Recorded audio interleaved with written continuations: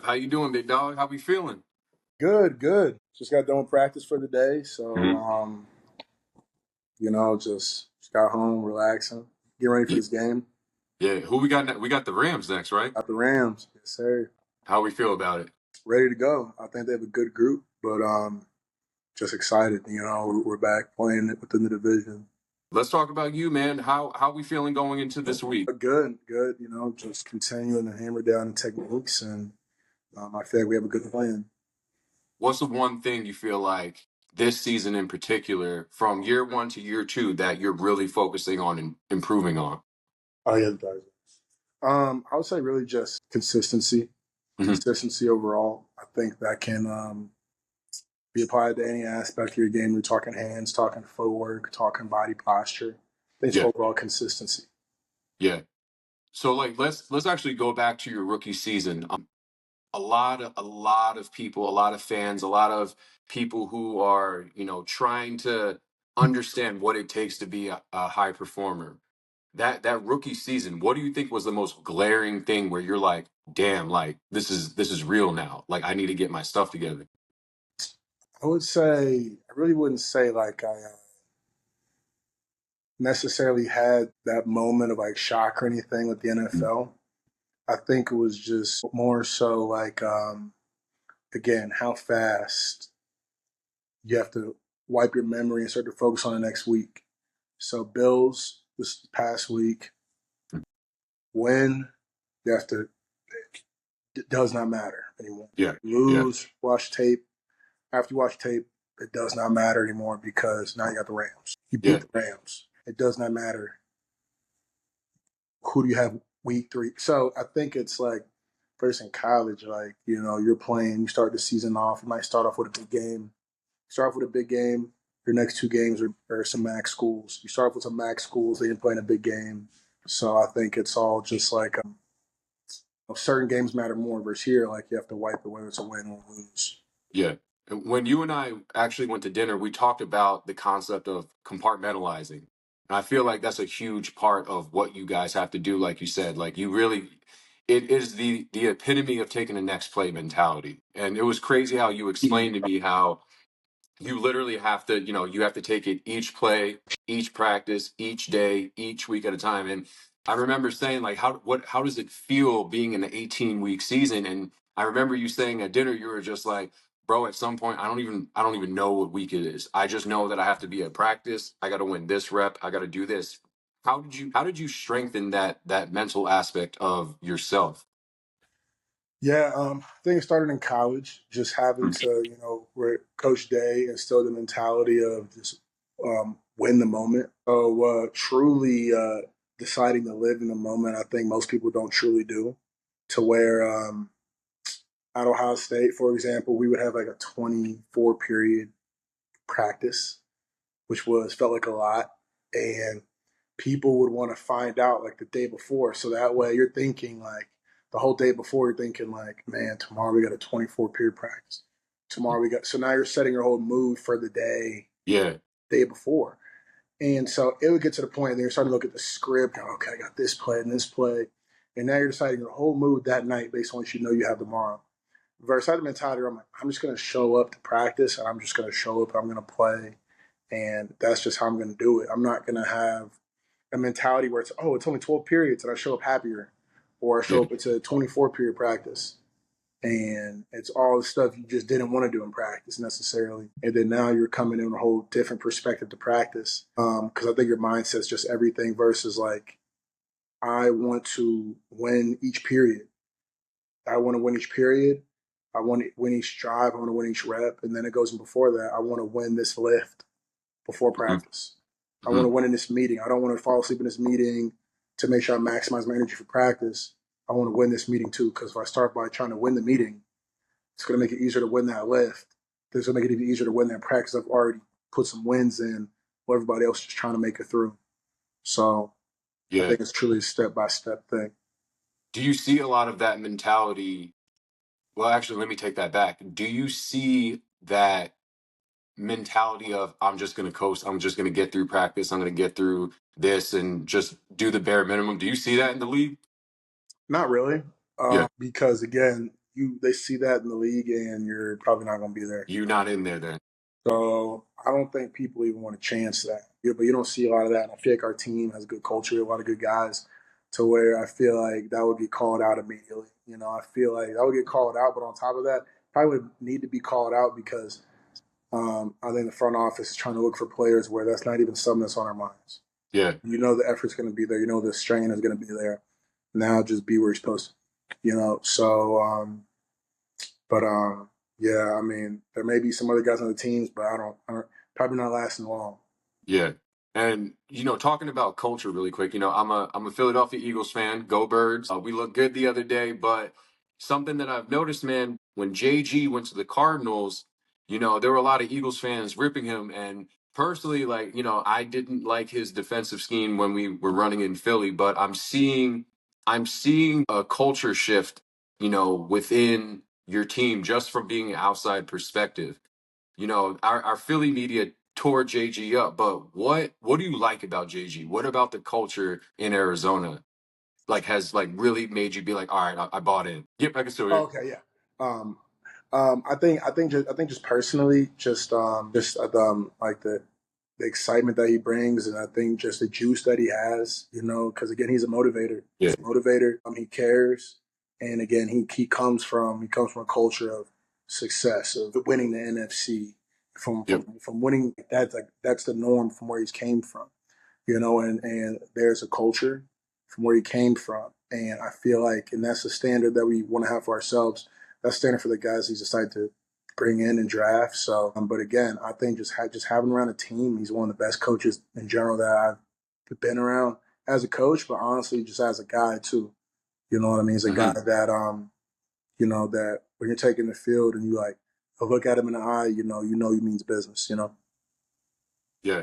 I was gonna say, even watching that Buffalo game, I saw JG looked way more serious on the sideline. Like you could tell, you could see that fire in him, and I feel like he didn't get the credit that he honestly deserved in Philadelphia. So I'm glad y'all are running with that and having a great culture. But you as a leader, have you been stepping up more into that leadership role? Are the guys looking at you for more of, rallying the troops, especially on the offensive line? Yeah, I mean, as a left tackle, it's kind of automatic. You know what I mean? But again, Comes with the position, right? yeah, in the O line room specifically, I would think it's earned. You know what I mean? But I think I do have the respect of a lot of guys in the room to not only be a leader on the offensive line, but just on the offense in general. You know what I mean? And hmm our thing is in our room is that our offense is going to go as far as our offensive line does. Yeah. So the reality of the game is the leaders are the five guys up front. It don't matter what's going on behind them if the five up front aren't on it. So I think that's really challenged everybody. It called everybody that it's not just one guy on the line, not just two guys. All five got to be in a leadership role in that capacity. Who do you think are the standout leaders on the team, like the rah guys? I know Buda Baker. I've interviewed guys on the team before. Christian Kirk, he's told me about Buda before. Who else do you think a fan should actually pay attention to this year? Yeah, I mean, I think um, Justin Jones. hmm He's a very vocal leader. James Conner. He's same way. I think a lot of things. I feel like a lot of our leadership isn't just through just the rah rah. I feel it's more college. So somebody hmm knows in college, everyone's more rah rah. I think it's more so like it's just understanding that whether you're just about your work or not, and then just how you carry yourself Yeah, and how you train around other people. So that way, again, you're able to look at somebody and be like, "Yo, I need you." There's a lot more of that in college. I feel like in NFL in general. yeah. To rewind back to your time in college, I remember we were talking about Coach Meyer. Let's talk about that recruitment process, but let's even go back a little bit further. This whole podcast, we always talk about adversity, and we always talk about the moments in life where we felt like that we basically were up against a wall. It was like, how the hell am I ever going to get over this? How the hell am I ever going to get through this? With your recruiting process, what was that like? What did that feel like? Yeah, I mean, I had an offer from pretty much all schools when I was coming out, but Mhm. I wasn't an Ohio State fan growing up. I mean, I'm family from Detroit, but again, I figured what just drew me to Coach Meyer was just his success, the standard that he had for winning, for the training, like like what was expected of playing for the Buckeyes. There was a even in the weight room, there's a standard for being a Buckeye. There's a standard for starting. There's a standard like where like you couldn't start. Like my first offensive line coach, if you couldn't touch certain things in the weight room, like you couldn't reach certain benchmark, squat, bench, Mhm. whatever, you weren't playing. So it was just a Yeah. different kind of standard. So I think something like that kind of attracted me to Ohio State fast. And then almost ended up going to LSU for a while. But at least I kind of planned on it as I was starting to build my relationship with Coach Day. So I kind of had to start over the Ohio State kind of cycle, understanding how Coach Day was going to lead the program. But again, I'm just looking back, I love the decision I made. I felt like, again, the culture you had prepared me, not just physically, but mentally to bring that mindset to the NFL. When you're playing in the college football season, I know we touched on this before when we talked the first time. What does the college football schedule feel like versus an NFL schedule? College schedule feels longer than the NFL schedule, Mhm. honestly. I feel like the NFL goes by pretty fast. But I think it's because it's 1 week mentality. Versus in college, like you're playing only really like three respectable teams a year, four a year maybe. A team like Ohio State or Alabama, 3 to 4 teams are maybe matchup games. Besides that, you're just wiping through these teams. Mhm. So I don't know. I don't know why, but the season just feels so much longer, and it might be the way we practice. We I practice, think adding school into that too yeah, is going to almost like one of those class, things. yeah, going to class, padded practice every day. It's different versus the NFL. You're on like a rep count. Yeah. What was this could be football related or personal related, the biggest adversity you've ever faced in your life, and how did you overcome it? I would say, honestly, I've been blessed, so I haven't had a lot of crazy adversity. Obviously, my dad wasn't a part of my life growing up, but I feel like it ended up making my family stronger. So I Mhm. might not really use that. I might just say like my freshman year when I got to Ohio State, Mhm. I wanted to compete to start. There's only been two offensive linemen ever: Orlando Pace, Michael Jordan. The only two offensive linemen that started Ohio State as a freshman. My goal was to be the third. I was competing to start. COVID happened, so I only had a couple practices in the spring. Barely had a summer camp practice, so I didn't win a spot. So I was a backup my whole first year. I'm watching every other tackle behind me from high school ranks starting playing. And we had 8 games, so we barely had games to play. So I barely Yeah. had reps. I might have played 20 total. I might have had 20 total reps, 15 to 20 reps my whole freshman year. So I'm sitting here thinking, like, man, like, what am I doing? Like, everybody else is playing. Like, Mhm. I'm the top guy and I'm not playing. And it's not, and again, it's earned. It's earned, but at the same time, I just like, not trying to be disrespectful, but the guys that were playing, I mean, I was like, these are the same guys that, like, even we were at the high school camps, whatever, together. Like, the way I was moving and playing and finishing blocks was way better than them. We all enrolled to college at the same time, and they're starting. I'm like, what's going on? Yeah. You know Yeah. what I mean? So I just knew that my game was further ahead. But I just think again, some Urban Myers preaches E plus R equals O. You can't control the E, right? Mm. So the event is I'm not playing. The event is everybody else is playing. You know what I mean? And I'm going into okay, like I went even 3 years, barely played my freshman year. So I got to really go this second year. But I have no guaranteed spot. I got to fight for one. But I want to be on a 3-year plan. And as an offensive lineman, you need at least 2 years to start. Traditionally, now some kids leave, they play 5 games and leave as a lineman. You know what I mean? That's the trend now. But before, it was like 2 was like the standard. So Yeah. I'm like, my response could have been, complain, feel bad about myself, and stay in school at Ohio State and then just be average. Or I could have got in my feelings, hit the portal.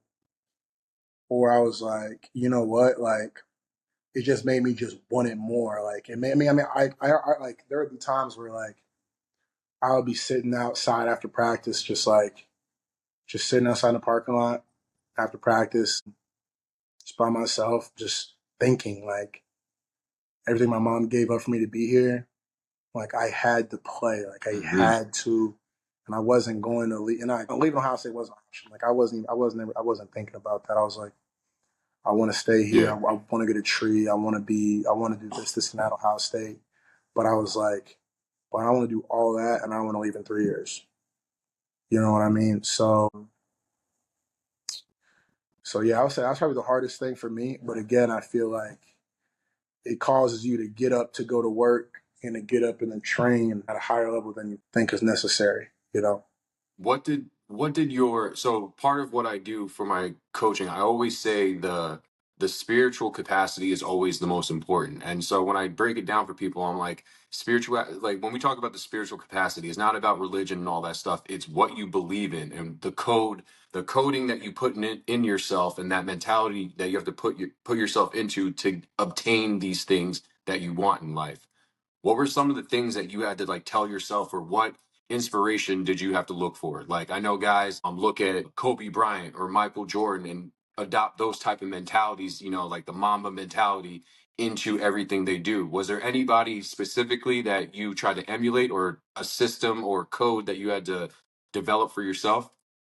Yeah, I really watched basketball growing up, so the Kobe and the Michael Jordan stuff doesn't really hit me like that. For me, I think for me it was more just related to my faith life in terms of feeling like it's kind of something, the mentality, like I heard this in church not that long ago, but like when you look back in your life and you see all the things that you've done Hmm. and all the things that you've made, all the things you were able to make it past. You think back, and well, I didn't think I was able to make it through that, but I did. Hmm. I remember seeing that challenge, and then when I was in front of it, it felt like a lot. But on the other end, that was nothing. I can go back and do it again. It's no issue. Yep. So the way I see it is like, so like those in your life, like those moments in your life are all giants, right? They were giants, but it's the mindset of where God has slayed every giant in your Amen. past. And I guess my question is, why not? Why would he stop now? Hmm. So that's one mentality I have that I've started to develop recently. Like each week, God has slayed the giant of playing the Bills. The game didn't go our way, but again, the mentality to step on the field and just know that the victory is won. That mentality, Hmm. you know what I mean, is the fact that it's like God has slayed these giants before me, so why should he not take care of the Yes. Rams for me? Why should he not allow me to dominate every end I put my hands on? Hmm. And also the mentality too, something I feel like just as a kid, like was placed on my heart again, is that how as a kid you hear, when you grow up you can do anything you want. I guess I kind of took that and I thought, why not me? Like Hmm. at the end of the day, there's somebody that's gonna go to space. There's somebody that's gonna win the presidency. There's somebody that's gonna win the race. So why not me? Because somebody has to do it, right? Somebody got to do it. Yep. At the end of the Hmm. day, somebody's gonna get Pro Bowl votes. Someone's gonna get All Pro votes. Somebody has to take that title. Yep. So Hmm. why not me? So, and I think that mental aspect of not kicking yourself out of something before it gets started. Like a lot of people, this is probably not gonna be my year for it. I'm gonna stay down. That's cool. I want people to do that. I want as many people to do that as possible. You know what I mean? Because I feel like Yep. people remove themselves out of blessings just with their mindset. So it's got to Amen. be a why not me mentality. And then on top of that, thinking about the victory you've already experienced, the track record that God has done in your life. When you start thinking about that, it's like he slayed all that. We're not stopping here. We're not stopping right now. First and foremost, thank you for sharing your faith. That I think that's something that even I'm doing a better job of, is openly talk about, my faith. And one of my favorite scriptures is when the man is he's building a wall. I believe it's in Jerusalem, and everyone is walking past him, trying to distract him, tell him, come on down, come on down. You don't need to be doing this. And he says, I'm doing great work and I can't come down. And we all have, every single one of us has a divine and God given talent and ability and our mission. And I feel like that a lot of people, they just either they don't want to believe it or they think they're not worthy of it. And I love how you said, like, why not me? And put yourself in that position and just say, okay, like I may not be ready for this, but how do I get ready? I got to get mentally prepared. My spirit's got to be in alignment. I physically have to do the work. Let's actually touch on the physical component. What does it take physically to one, get yourself into what I think is the greatest sport on planet Earth, into the NFL? And what does it take physically to maintain that level of high play? Again, I think, again, for me, I feel like speaking from my own experience, I think it's truly a God given ability. That's just from my perspective. Like I went from being, that's what I'm saying. I don't have the ultimate plan or the ultimate Mm-hmm. advice for that, only because I feel like when I was in, when I was in high school, when I first moved the offensive line, I didn't know what I was doing. I didn't know offensive line had technique. I didn't know what I was doing. I didn't know they're like I started to train with Willie Anderson, Mm-hmm. and he came up to me after my first session of messing up all the drills, and he was like, "What year are you going into?" And I was like, "I'm going to my sophomore year," and he was like, "Thank God, because if you're going to your senior year, I was about to tell you, you better go take out some student loans." Because I looked that bad. I looked that. He was like, "Dude, he was like, dude, this was awful, awful day, but you're young. You're about to be great." You know what I mean? I didn't know. So going from, and that was part of my little speech I had. I won like the Anthony Munoz Award in high school, top high school lineman, O line, D lineman award. And I was saying, told him, I was like, 2 years ago, I was told I was the worst offensive lineman in the country. And Damn. then 2 years later, I'm hearing I'm the best. So it's not me. It's not me. It's not my, I think it's God, the ability he's put in me. And then it's the fact that he's putting people in my life who have done it at the highest level. And it's like, okay, I'm gonna give you the plan you asked for. You say you want to play in the NFL. And I'm just gonna keep challenging you to do these things, to do these things. And what I always pray for is that when people see me, they see God's work, right? Mm. So, and it's like, so people see me and they're like, man, that's that kid. I remember him when. Yo, I appreciate it. I appreciate all the air to that dance line. So I want them to see God's work ultimately at the end of the day. That same kid, like, man, I remember him when he was like this, but then I went to the top of this, and then okay, and then I ended up being the top lineman in the country, the worst at the top in 2 years. And Mm-hmm. then my freshman year, I went from this top guy in the country, but the only top lineman in the country not touching grass. His first year. Then to go to be the first offensive pick besides quarterbacks in the draft. Like what? Yeah. I went from not playing to top. That's a God thing. That's not a me thing. You know what I Yep. mean? Talk to him. You feel me? Like that's completely like that's God thing. You know what I mean? And I feel like again, well, last year I felt like this past season I felt like I built up. I felt like as time went on, I started to become a lot better player.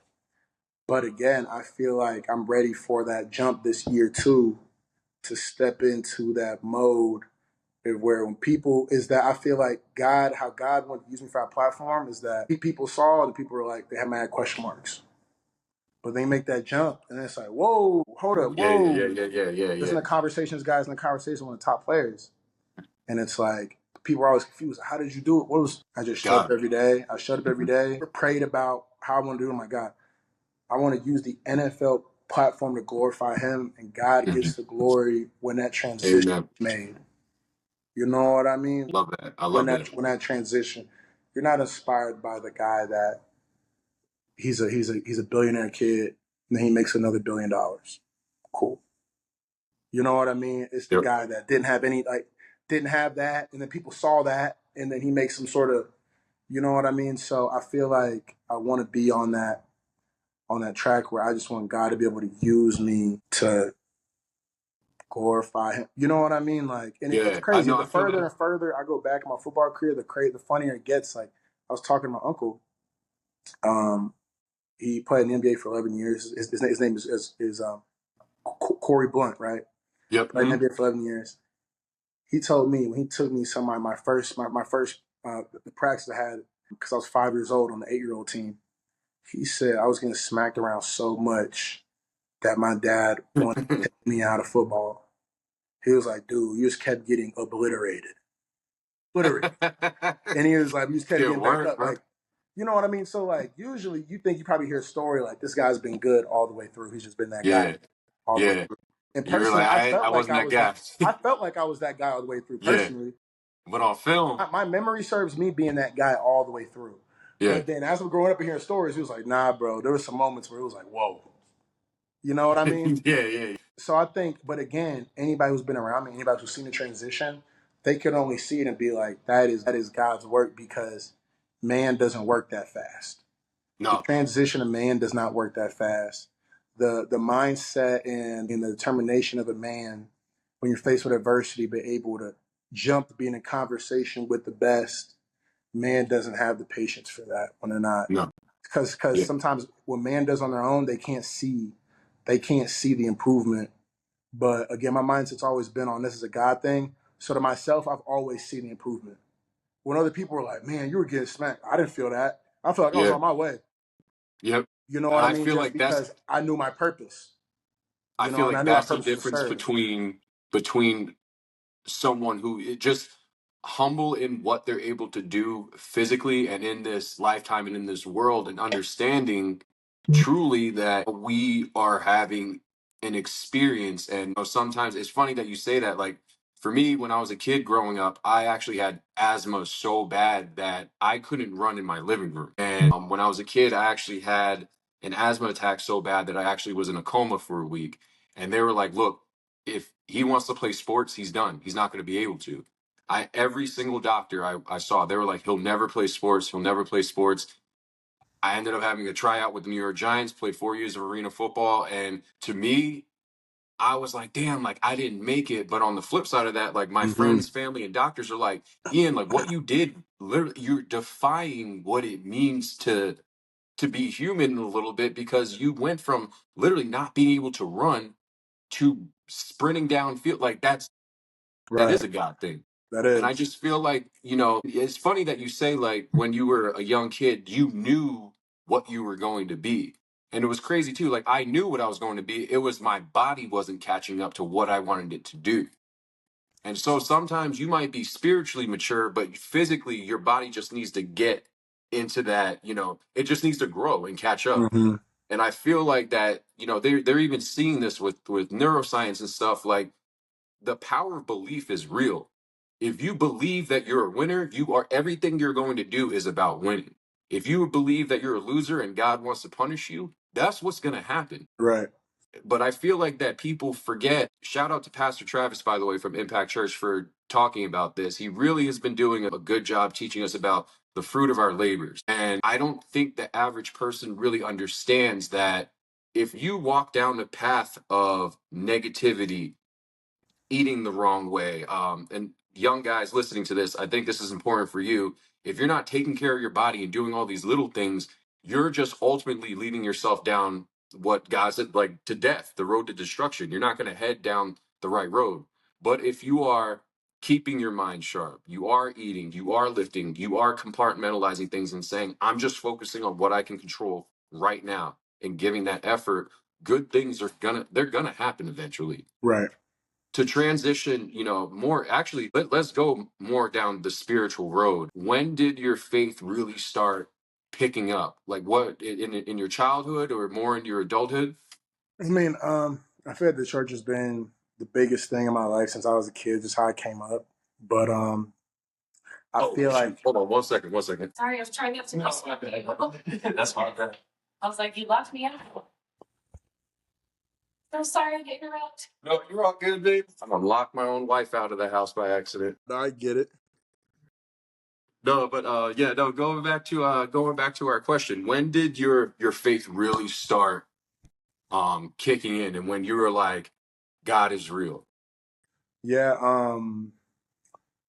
I would say really my whole life. I was baptized as a kid. My mom wanted Mm, me to make the decision. I think when I was 5 years old, I was when I remember I just woke up one day, and it's the same day I decided to play football. I told my mom, I said I want to play football, and I said I'm going to go to the NFL because that's how I'm going to use the platform to glorify. God told me in a dream, as long as I glorify Him, He will continue to take me to the next level. So that's why to me it's like this is like it's like it's a and it's funny enough because I was in a kids church, and the kids church we learned about having a covenant with God and mm, how a covenant is like a life and death deal promise, like it's not to be played with. So when I was 5 years old, I heard about how serious it was, and I was like, all right, let's do it.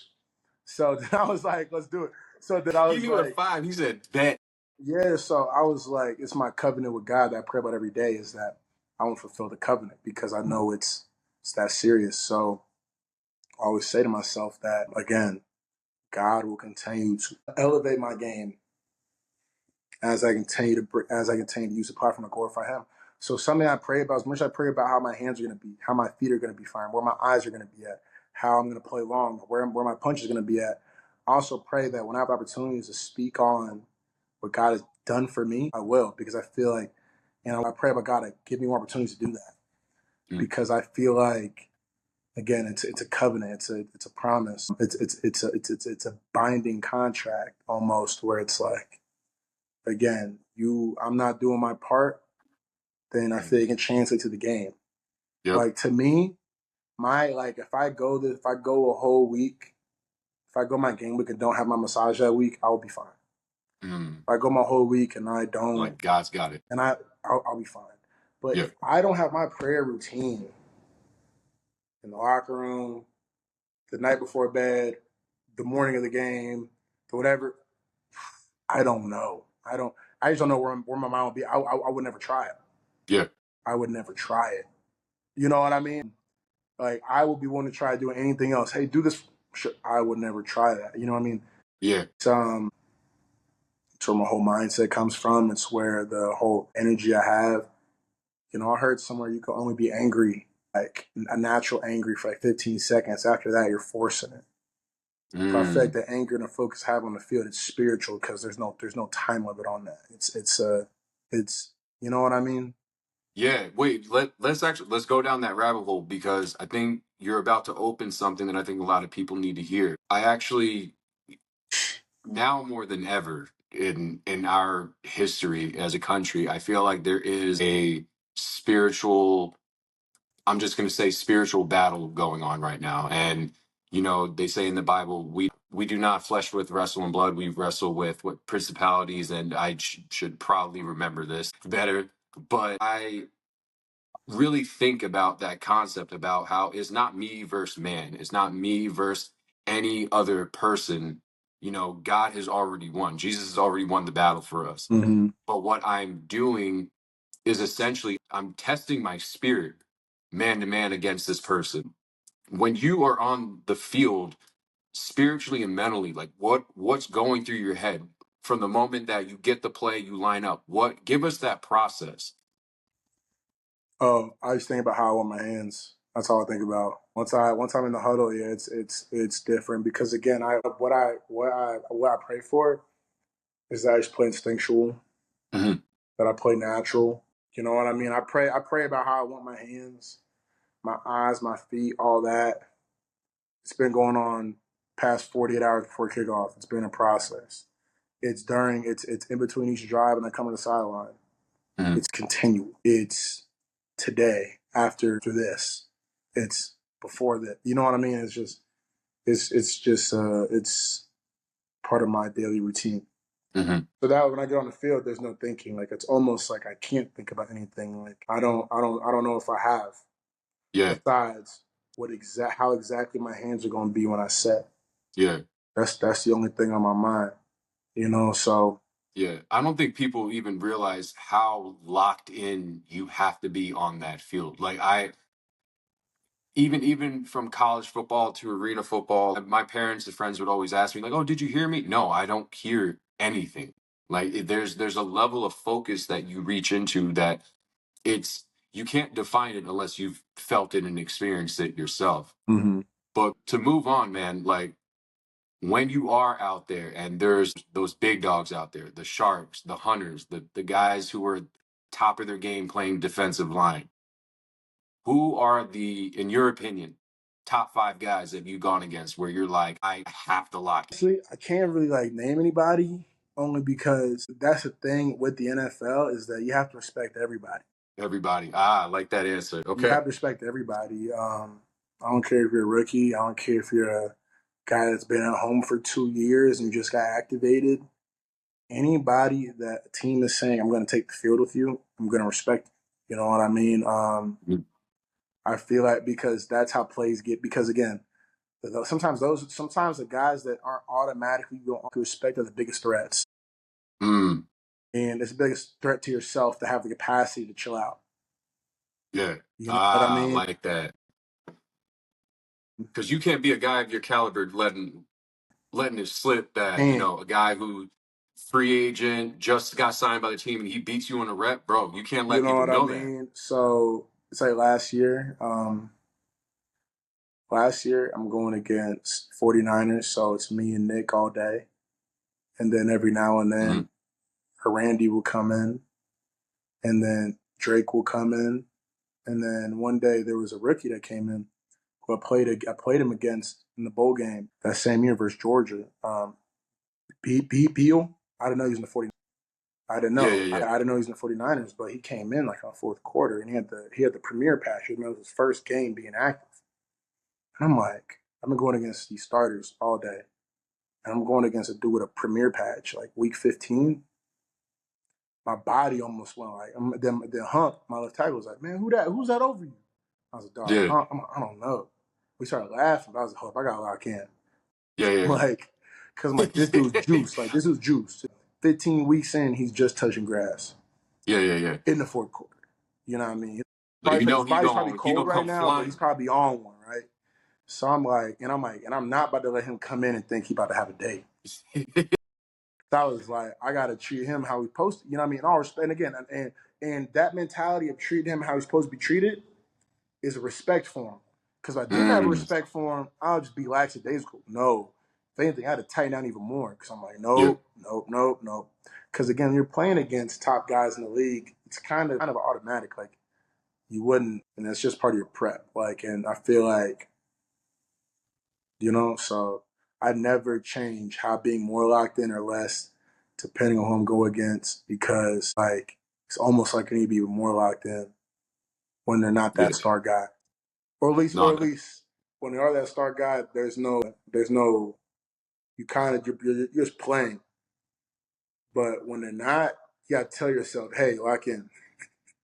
You always got to talk to yourself, "Hey, lock in," Yeah. because we don't know who Hey, this guy is. This you guy was don't ever not.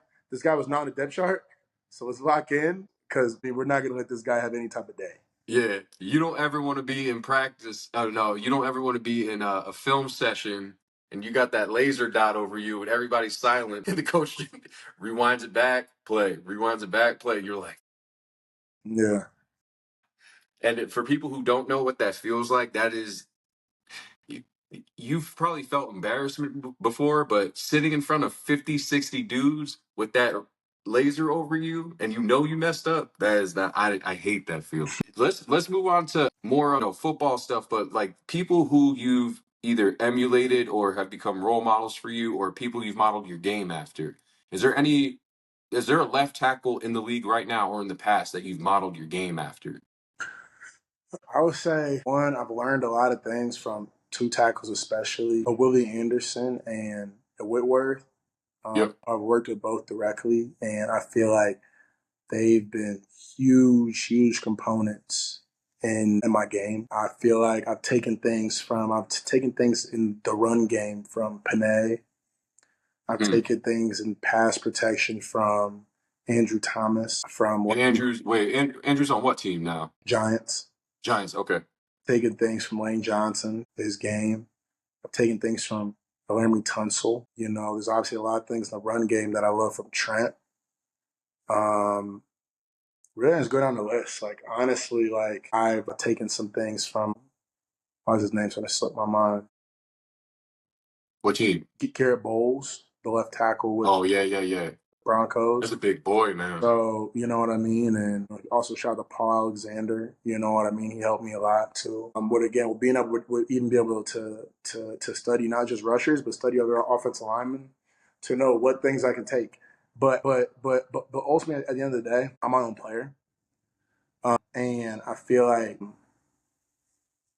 and it's like I want to take things from people, and the people I watch, they often do something that I kind of already do already. So I'm Hmm. not changing my style up. It's okay. I like how he does this. I like how Laramie holds his hands. I like how Lane stops power. I Hmm. like how I like how Andrew Thomas. I like how when he comes out his stance. I like how his hands aren't all over the place. His hands are carried, ready, set, ready to fight right now. I like how long he plays when he. So that way I feel like I'm like watching myself. I'm literally just watching myself play Yeah. for the Giants, and I'm visualizing myself putting my hands in the perfect place, how he's doing it on tape against the same guy I'm gonna go against, and that's exactly what I'm about to do. You know what I mean? I So love I think that. I'm a visual guy, and I gotta watch people that I feel like play it the way I do, or play it to the expectations of how I feel like how I am as a player. On Sundays. So those are the guys I want to watch. You know what I mean? Yeah. And for my coaching, my favorite part of my capacity coaching is the intellectual capacity. And I actually talk about visualization a lot, but also part of the intellectual capacity is surrounding yourself around people who are elevating you, not just in your profession, but in the spiritual or physical. And they just pour a lot into you. Who's the one person in your life who has poured everything into you?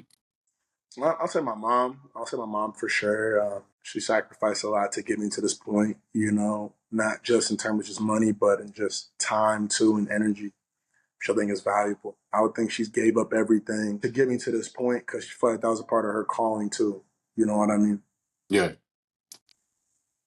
I would say this: what has changed now that you are at this level in your life? Have you had to operate around people differently, particularly from your past? No, not really. Mm. I've had people in my past still see me as just Paris. You know what I mean? Mhm. That's dope. So That's a blessing, honestly, because I feel like a lot of guys, people around them start changing up the moment they start being on TV and stuff. But nah, I I think that's haven't. awesome. Yeah, I haven't dealt with a lot of that at all. Mhm. To move on, philanthropy, you're involved in a lot of giving back and servitude. And I know that we talked briefly about this at dinner. You were talking about how you, at some point, would love to go back to school and work with kids and just make sure they're on the right path. What are some things that you're doing, with philanthropy and giving back and trying to help people, just grow and get the things they need? Yeah, so I have my own foundation that me and my mom started in high school that I feel like, we do a lot of work with vets, and we do a lot of work with kids, with young football players, camps, training equipment, stuff like that. But again, even more than just those two pillars, which I'm passionate about. Again, I just think I'm big in just pouring back into people, like what Willie Anderson, what he did for me in high school, and like just taking me in. Like to me, he's family, not just a friend. Like Yeah. like he's literally like calm. Like that's my uncle, pretty much. Like Mhm. how he's invested in me, and me asking him like, man, like what made you want to do this? And it's like you gotta pass the game along, You got it. I and that like and that. that's been something that I take pride in wanting to. I want to pass the game along to the next people. I'm sorry. Oh, yeah, you good. You good. Yeah, it's just something I just wanted to do. I want to be able to pass the game along as well. Are there any other sports that hold a special place in your heart at all? Nah, really just football. Just what? So wait, did I hear you correctly that you were in the band too? Did I hear that correctly? When we hung out the other time? Man, I used to play an instrument, but I wasn't in the band. Hmm. No, yeah, but What? I used to play an instrument like in middle school, like saxophone. Yeah. What is one thing about you that I know one thing after doing that commercial with you? What's one thing that a lot of people don't know about you that they'd be completely shocked by? Yeah, I mean, I love to speak other languages. I love to learn other languages. Took Mandarin Chinese for a while. Yeah. Kind of lost most of it, but I feel like I can get back into it. And with Portuguese, I love Brazilian Portuguese. Hmm. Continue to practice that, but again, my problem is, excuse me, I want to learn a bunch of languages, but I'll get really good if I just choose to focus on one. Yeah. You know, but like I'll just get good at one, and then I'll be like, ooh, let me start this one, and then I'll just start dropping off from the other one a little bit. Yeah. But I love languages. I love different cultures. Yeah. I feel like it's So for surprising people see me they don't think that. You know. Yeah, and when we were on set, so just for background information, guys, Paris and I actually met on the set of a commercial for a company. I guess we could talk about it. I guess we could talk about it now since did it. But the company is called Vasco. They are an AI software company that makes headphones where basically if Paris is speaking Portuguese and I'm speaking Spanish, we can have a full conversation with each other. So that's how we got to talking about that and just really like getting to know each other. And he spoke fluent Portuguese, and I was like, "Whoa, what? That was crazy, man." But no, I think it's dope that you want to learn all these languages. But if you had to narrow it down to just one that you're like, I need to know this, what language do you think it should be? That's hard. I feel like Chinese is like one of the languages of the future. You know, so many Yeah, people speak it. I think I feel like Chinese. Chinese and Spanish are going to be like, you need to know this. Yeah, I think Chinese should be like just as important as Spanish in America. Yeah. That most people wouldn't want to hear that, but I know. It is what it is. you Especially know, being the Southwest, though. I feel like you need to know Spanish. yeah, like, but like for me personally, I think for my daily, I feel like I would love to add Portuguese to like my perfected languages because I Yeah. feel like if I could perfect Portuguese, if I had ability to just know all Portuguese right now, I'd rather do that and then earn my way back with Chinese, just earn it myself, but Hmm. get Portuguese kind of handed to me. Yeah. I would take that. When we were on the commercial, we actually got to talking about acting and just doing more stuff in front of the camera. And you spoke about being on this one show in particular. You want to share that with people? Yeah, you know, if I could be, you know, on any show, it would be like the Power series, Yeah. or like BMF or something. Just even a small role. I'm like 10 seconds. I'm just in the cut. I'm in the background, dang near blurred out. Yeah. That'd be dope. You know what I mean? Just for fun. I don't really need lines. Just I'm just back head nodding. Yeah. See, we had to throw that in there because I was like, nah, bro, you could definitely get on one of these things. And I think it's cool too that, you being, the caliber of man that you are and making to the NFL and stuff, you're still challenging yourself in other aspects of your life and growing in different other aspects of your life. And I think that's an important lesson for people to know that once you reach a quote unquote certain level of success, you still should be growing. You still should be having hobbies and things that you're interested in and just expanding yourself. Before we, sign off and everything, what is one piece of advice that you would tell someone who is going through a hard time, going through a transitional phase in their life, and they're between that rock and a hard place between I can either step up and let God guide me, or I'm just going to sit here and wait for things to happen. What would you can even make it a biblical reference. What spiritually would you tell someone to do in that situation? I feel like something that I think again, there's kind of a couple things. Like one thing is I remind myself is that you know God has plans to prosper you, give you hope in the future. You know what I mean? Hmm. Not plans to harm you. And I feel like again, I'm just starting to think like, okay, like if you ask for something, doesn't mean that it's just gonna be handed to you. It's like, you know, for example, I'll give an example, it might make more sense. I asked God to take away my fear of turbulence. I used to hate flying because I hate turbulence. You're better than me. I hate Yeah. it. But have you ever asked God to get rid of it for you? Like, I'm tired. Have you ever asked it before? On an airplane. Nah, You I've never definitely like, been like, get me there, guy. yeah, no. I sat down at home and I was like, I want to get rid of it because when I have kids, I don't want to be panicking around my kids. Now they're panicking because I'm panicking Mm-hmm. because they'll read my energy first. If I'm Yep. chilling, they'll be more chill. So I'm like, I want to pray like, yo, let me handle turbulence. I want to be able to handle it because it used to like make me panic. Yeah. So then my next 3 flights I took, I thought they were all gonna crash. Like it was that bad. Like Yeah. Yeah. Yeah. Yeah. it was that bad. Like the next 3 flights I was on, one flight was like we were literally like sideways. Like it was insane. Nah, I don't Like like that. I don't like that. sideways where like you're seeing the pilot. Like you're like dudes like you see people coming in and out Oh the yeah, room. no. You in the middle? What that scene from Flight? Like, no, I'm good. Yeah, people literally are like the crew members are like they're in the seats like this, eyes closed, shaking, like they look nervous. My next 3 flights were like that. And I was like, wow, I prayed for God to let me get through turbulence. I'm thinking I'll get no turbulence. But I got more turbulence than ever. Now when I deal with turbulence, it's no issue. My hands aren't sweating, I'm not like I can just do what I do. Turbulence, Yeah. it does not, it no longer ruins my day. It no longer like and I feel like I had to pray for it and he's okay, you want to get over it? Boom, this is what's going to happen.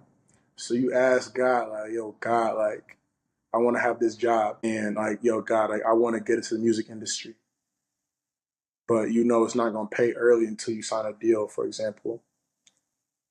But you're working at Chick-fil-A and it's consistent. You're higher paid, Chick-fil-A, you're upper management but you're afraid to but you're not really putting that time in. But God, I want to be the best. I want to get into that. Then it might be like, yo, you get laid off, you get fired. Well, now you got pushed in. You said you Mm-hmm. wanted it. You Mm-hmm. feel me? You said Yep. you wanted it. Cool. Let's go. Yep. And it's just not going to be as easy transition. You go from Chick-fil-A, you go from making whatever. I'm just Chick-fil-A's a little Chick-fil-A, but like Chick-fil-A, whatever you're getting paid, sign a deal here. No, now I'm about to, not now some people had to get cut. You got cut off from starting to work there. And then now you're starting to find work here, whatever. So now you're doing these side jobs.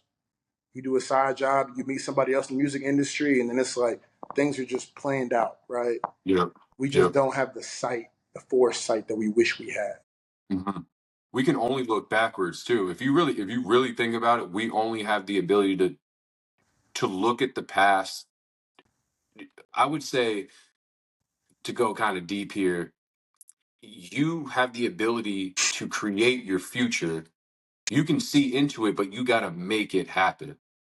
But we only can look back into the past and learn from it and either make the past keep happening, or we learn from it and learn how to make our future brighter. And I love how much depth that you brought to this conversation, particularly when it comes to the spirituality of everything, because I talk to people about this all the time, and I'm like, look, I feel like a lot of things in the world in general and with people in general is that they're spiritually just, they don't have anything that is really guiding them. And I get it. I respect everyone's beliefs and all that stuff, but I know what God has done for me, and our audience knows what God has done for you. But I truly, truly implore people to find something that works for them and go searching and seeking for answers, essentially. But I think everything, whether you can even throw Buddha in there, all of them say that you have to act, you have to do something. You can't just pray on it. And more importantly, like you said, when you pray on it, you better say exactly what you want, because Mhm. God will give it to you. As we wind down, man, very last thing, is there anything that you want to tell the audience where they can help your organization or how they can help you, work with these kids? Give a quick shout out. Yeah, again, I have my own, me and my mom, we started our own uh, organization that, again, just to help vets, to help kids. And we have a website, the Paris Johnson Jr. Foundation.com. You know, again, whether you want to volunteer, whether in Columbus, Cincinnati, or in greater Phoenix area, which is awesome, or whether you want to donate. Again, whether it's helping financially, or whether it's helping with time. Time is just as valuable. Or even it's if you offer connections, Yep. or whether you offer just ideas of, you know what, these are communities that may need help, that don't fall within the two pillars, but you think I can do something that can be great to help the community. Yeah. You know what I mean? Because again, I feel like I have a greater touch of what is needed in Ohio. But in Arizona, like, we have a water drive every year in the summer. Hmm. Again, people out here don't need coats. You have coat drives and toy drives in Ohio, but people don't really need coats out here. You know what I mean? Yeah. So what do the people in Arizona really need? Stuff like that, whether it's just offering ideas, anything like that is. Well, I just thought of something. This has been on my mind a lot, and I feel like that I'm starting to see the bigger picture with something. So I had a woman that actually reached out to me. I actually went to this high school called Valiant College Prep. Sorry about that. And they are a wrestling academy. And I met with the head coach of the wrestling team, African American guy, really, really smart. He showed me their gym facilities, and I'm not gonna lie, man, their gym facilities from our standard for excellence is not that good, only because they're working with a very, very small budget. But with that being said, they're sending 10 kids to Division 1 for wrestling. And they have a girl that probably is going to be on the Olympic wrestling team in the next 4 years. And I wanted to share that with you because I'm actually starting an initiative with this school to help them get the equipment that they need, but also something that I'm seeing in this community in particular is that a lot of the kids want to learn how to build mental resilience, but also proper nutrition. Because a lot of these places out in Phoenix out here, what I'm seeing is that these are like basically like food deserts. I know you've heard stuff like this before. And a lot of these kids, what I find fascinating about them is that they they have so much God-given ability, but they just need the proper resources to basically just to fuel them and to train harder. And it's crazy to see what little they actually have and what they're actually producing.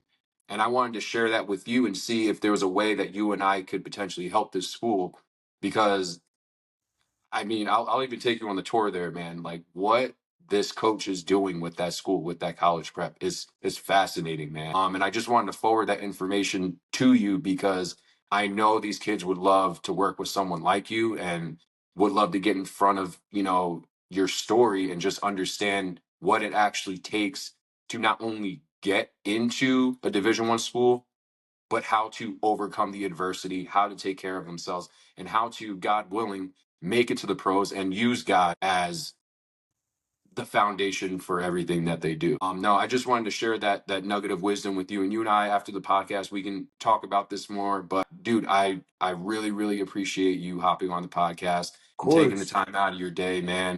Hey, do you want to close us out in prayer? Sure, yeah. God, I appreciate this day. I appreciate you allowing us to be able to connect on this topic, talk about on the field, off the field, about your impact, God, in our lives, and full circle being able to bring us here. Again, we just want to glorify you in all things we do. Amen. Amen. Paris, I appreciate you, brother. Good luck this week. Until next time, my friend. Appreciate you. Peace, guys.